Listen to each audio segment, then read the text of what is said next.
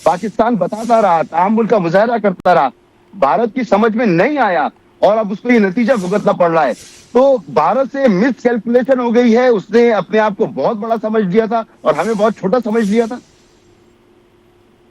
देखिए जी, अनफॉर्चुनेटली जब ताकत आती है तो इंसान का दिमाग खराब होता है। तो भारत ये समझ रहा था कि वो एशियन टाइगर बनेगा और खत्ते को रूल करेगा, लेकिन उसको अंदाजा नहीं था कि पाकिस्तान की दिफाई सलाहियत उससे कई दर्जा ज्यादा है।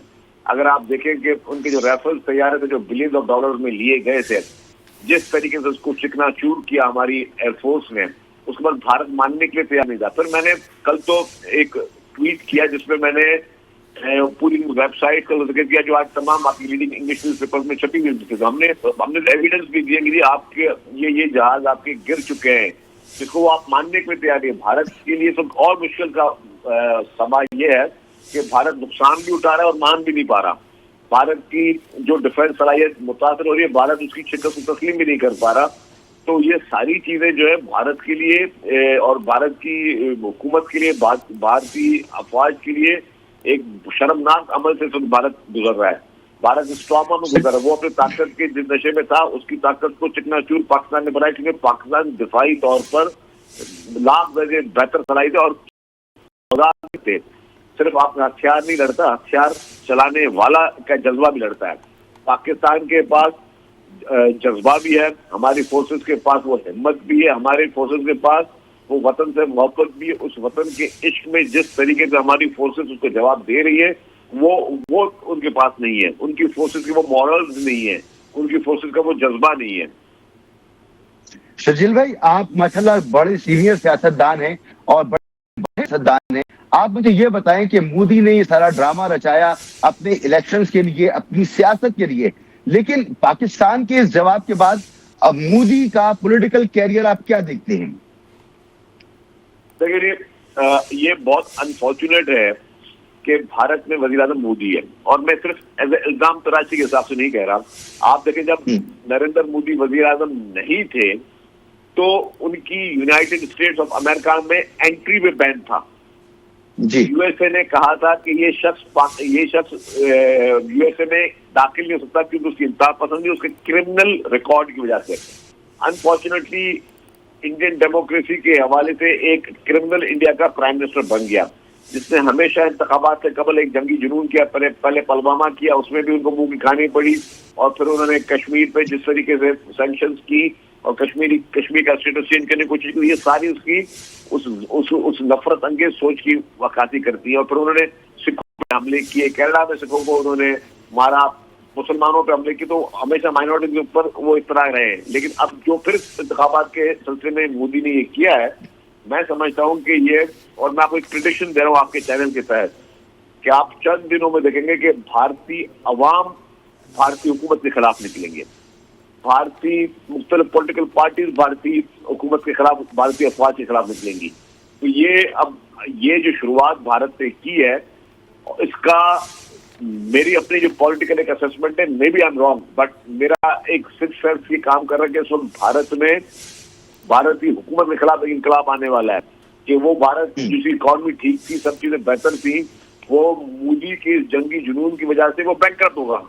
वो भारत में इन्वेस्टमेंट खत्म होंगी, भारत की उसका स्टेटस खत्म होगा, भारत को नाकाबिले तलाफी नुकसान होगा। हाँ, ये सिर्फ बचत का एक तरीका है कि भारत अपनी शिकस्त तस्लीम करे, भारतीय आर्मी अपनी शिकस्त तस्लीम करे, तो उनको बचत का एक शायद रास्ता मिल जाए कि ये जंग रुक गया है। अगर भारत ने अपनी शिकस्त तस्लीम नहीं की, भारतीय आर्मी ने अपनी शिकस्त तस्लीम नहीं की, तो फिर भारत का जो नाकाबिले तलाफी नुकसान है वो भारत की आइंदा नस्लें भी याद रखेंगी।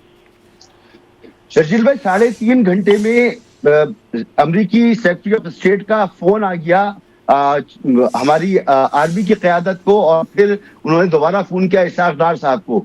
मैं तो ये समझ रहा हूं कि शायद इस शदीद हमले पर मोदी अमेरिका के पैरों में पड़ गया है और हमसे मिन्नत कर रहा है कि हम किसी तरह से अपना ये हमला रोक दें, जिसमें हमने उसके सैटेलाइट से लेकर, उसके बिजली के निजाम से लेकर, उसकी वेबसाइट्स, उसके हुकूमती निजाम को हमने मफलूज कर दिया है, उसके फौजी निजाम को मफलूज कर दिया है, और हमारा पैलेटिक अटैक मुसलसल जारी है। देखिए, मैं आपको बताऊं कि इस वक्त जो आज पाकिस्तान ने भारत के साथ किया है, अब भारत फेस सेविंग जरूर तलाश करने की कोशिश करेगा। भारत कोशिश करेगा कि उसको फेस सेविंग मिले, जिसकी वजह से वो अपने अवाम में मुंह दिखाएंगे। वो क्या होगी फेस सेविंग शर्जील भाई?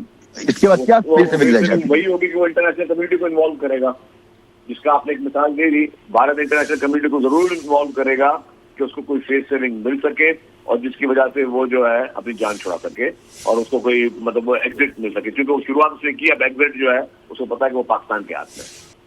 ठीक है, एक सवाल और कर देते मुझे आप, और मुझे पता है मैंने आपका बड़ा टाइम लिया सर। जिस लेवल का ये अटैक हुआ है, मुझे तवक्को नहीं थी कि ये ऑपरेशन इतना खतरनाक होगा और इतनी तबाही पर फैलाएगा।